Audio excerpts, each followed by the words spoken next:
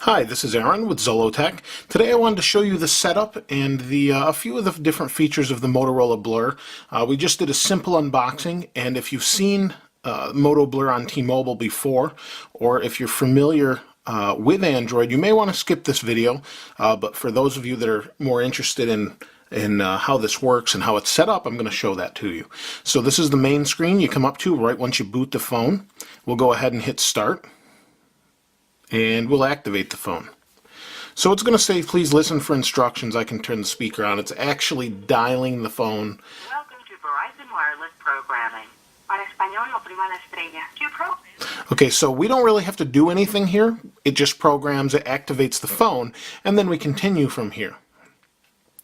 From here, we're going to set up our accounts, and that will take some time probably. And obviously, I don't want you to see my passwords and things, so I'll go ahead and set those up off screen. But we'll wait for this here. Let's see.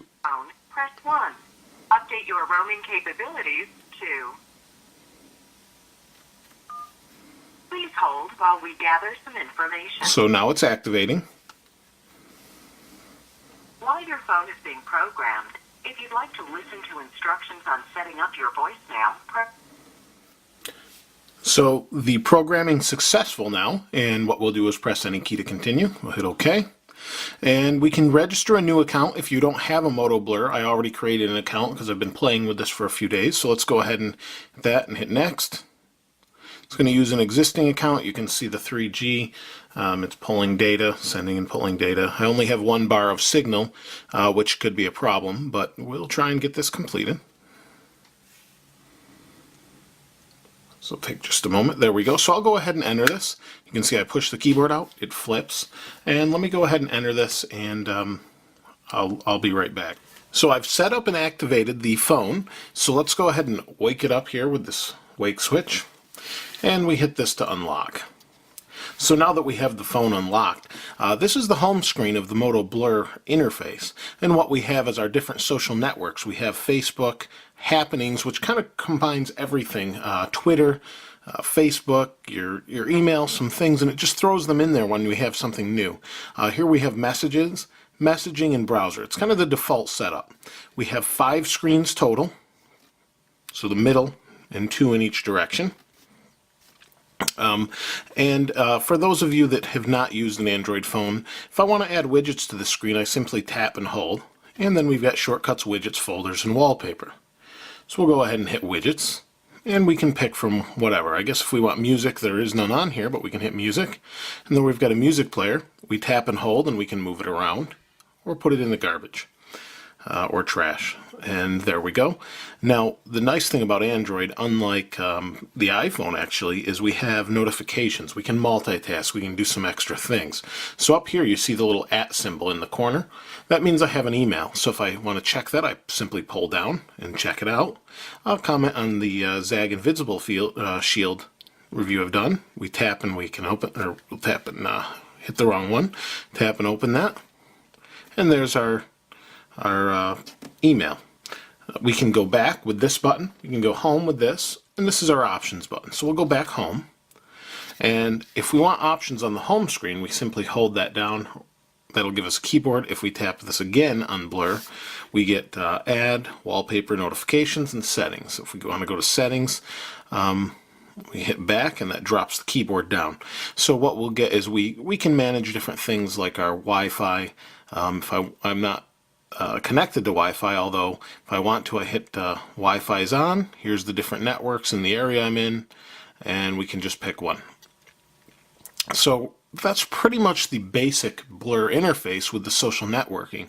And then what they've done is customize the bottom. So we do have the drawer, normal drawer with the camera and camcorder and that sort of thing with our different apps and the marketplace.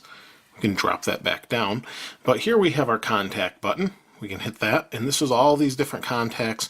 And what this has done is pulled from Facebook and Gmail and the different networks that I have set up on here. And what that will allow us to do is when that number changes, much like Synergy on the Palm Pre or Pixie, what it will do is grab that information from Facebook in real time and update our information. So very handy, real nice setup.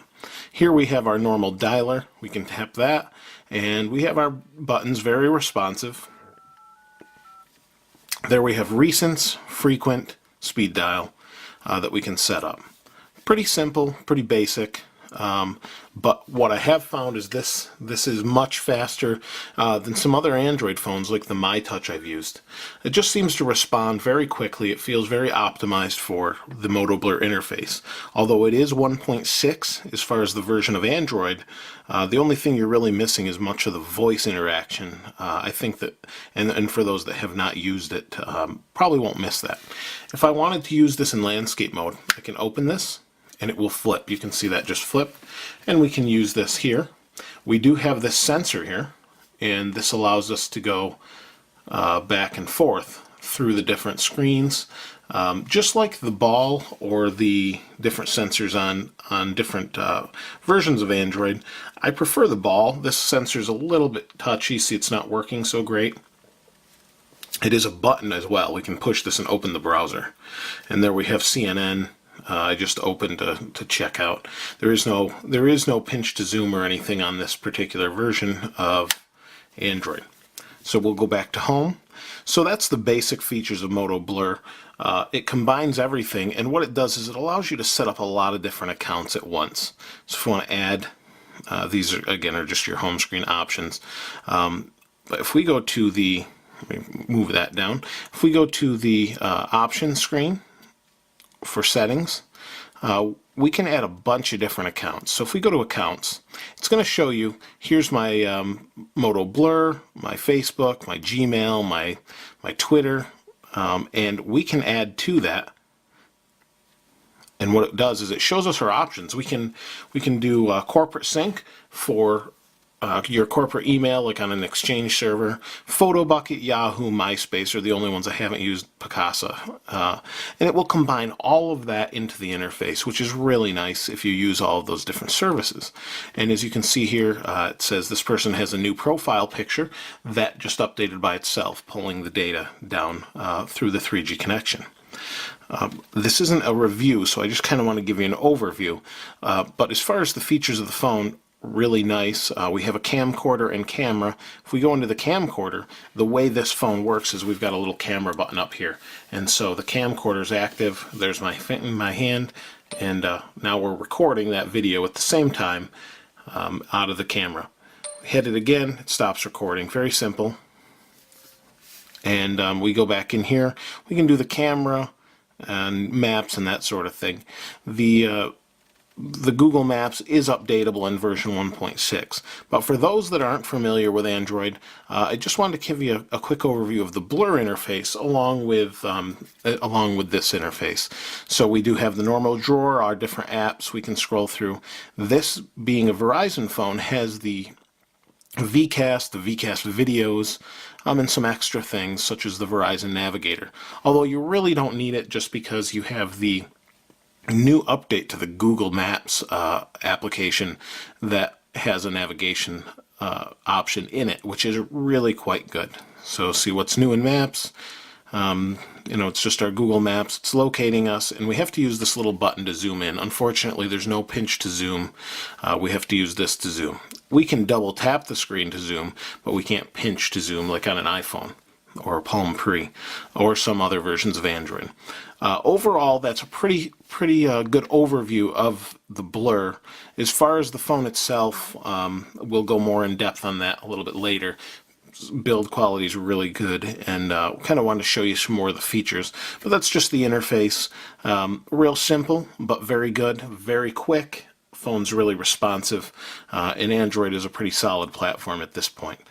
This is Aaron with Zollotech. We'll see you next time.